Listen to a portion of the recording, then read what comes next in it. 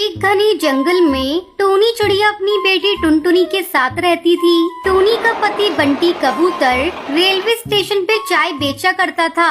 चाय बेचकर उसे बहुत कम पैसे मिलते थे, उसी से वो अपने परिवार का पेट पालता था।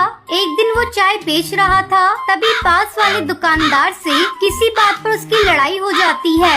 थोड़ी देर में वहाँ पुलिस आ जाती है और दोनों को पकड़कर जेल में डाल देती है। जब टोनी चिड़िया को इस बात का पता चलता है तो वो फूट फूट कर रोने लगती है। हे भगवान, ये सब क्या हो गया? अब हमारा क्या होगा? मेरे पास तो बंटी को जेल से छुड़ाने के लिए पैसा भी नहीं है। कितनी बार उसे मना किया था कि अगर कोई दो बात बोल दे तो उसे वो सह ले, लेकिन वो मेरी बात माने तब ना। अब मैं उसे कैसे जेल से बाहर निकालूं? इतनी रात में कोई वकील भी नहीं मिलेगा।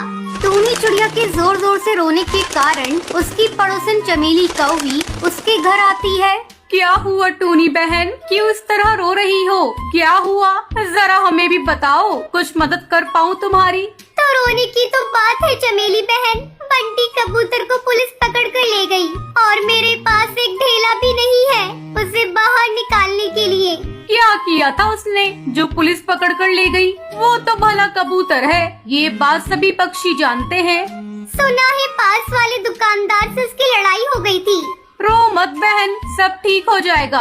इतना कहकर चमेली कौवी वहाँ से चली जाती है। इस तरह कुछ दिन गुजर जाते हैं। टोनी के पास अपने पति को बाहर निकालने का कोई इंतजाम नहीं हो पाता और बंटी के जेल चले जाने की वजह से उसकी चाय की दुकान बंद हो जाती है और घर में खाने पीने की कमी हो जाती है। एक दिन सुबह टोनी चिड़िया अपनी बेटी टुनटुनी से कहती है, बेटा चल, आज से मैं तेरे पापा की दुकान पर जाकर चाय बेचूंगी। कितने दिनों से तेरे पापा की दुकान बंद है, चाय बेचकर कुछ पैसे जमा करूंगी, फिर तेरे पापा को जेल से छुड़ा लूंगी।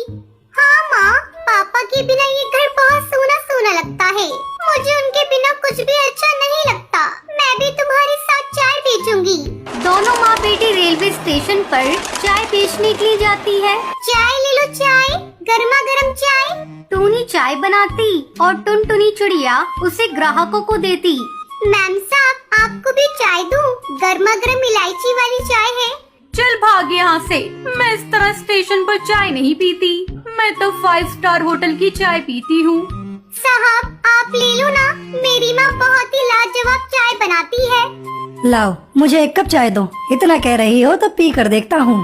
टुनटुनी चिड़िया उसको चाय देती है। बहुत ज्यादा मेहनत करने के बाद भी उनकी चाय ज्यादा नहीं बिकती। माँ, मुझे बहुत जोरों से भूख लग रही है, मुझे कुछ खाने को दो, सुबह से कुछ भी नहीं खाया है। तो यहाँ बैठ ग्राहकों को चाय पिलाना, मैं तब तक तेरे लिए कुछ लेकर आती हूँ। टोनी चिड़िया कुछ दूर जाती है। वो देखती है कि एक दुकान पर काफी पक्षियों की भीड़ लगी है। भैया, इस दुकान पर इतनी भीड़ क्यों लगी है?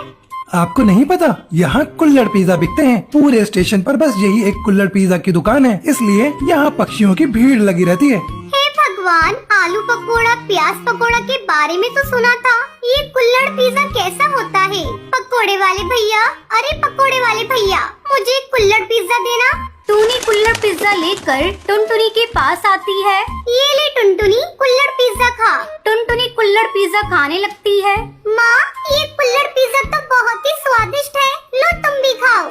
टोनी चिड़िया कुल्हड़ पिज्जा खाने लगती है। कुल्हड़ पिज्जा खाकर टोनी चिड़िया टुनटुनी को कुछ पैसे देती है। ये ले पैसे, जा इससे कुछ कुल्हड़ और चीज के पैकेट खरीदना और साथ में बेसन भी लेते आना।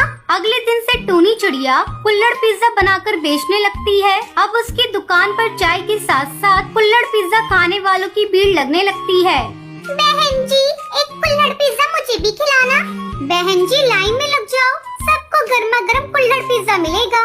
कुछ ही दिनों में वो अपने पति को जेल से छुड़ा कर ले आती है और फिर सभी मिलकर चाय की दुकान चलाने लगते हैं और खुशी खुशी